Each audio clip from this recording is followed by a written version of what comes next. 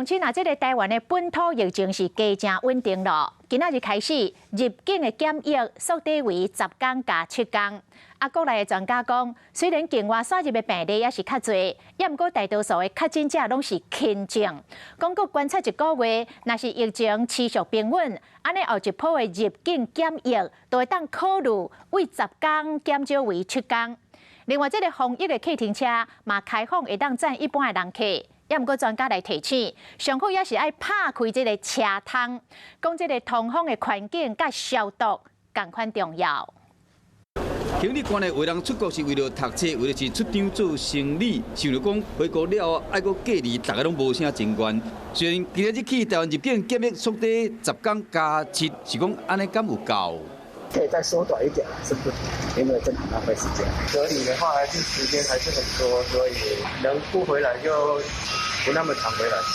10天的隔离政策，专家认为讲，若是疫情较稳定呢，后一波有机会缩短到7天，安尼较方便。它都是几乎轻症或无症状嘛，那观察2个潜伏期就是1个月嘛。那如果1个月之后，发现也还好，甚至只是稍微的增加，但是呢，又没有什么明显的住院重症跟死亡，我想政府一定会慢慢再缩短检疫期间嘛。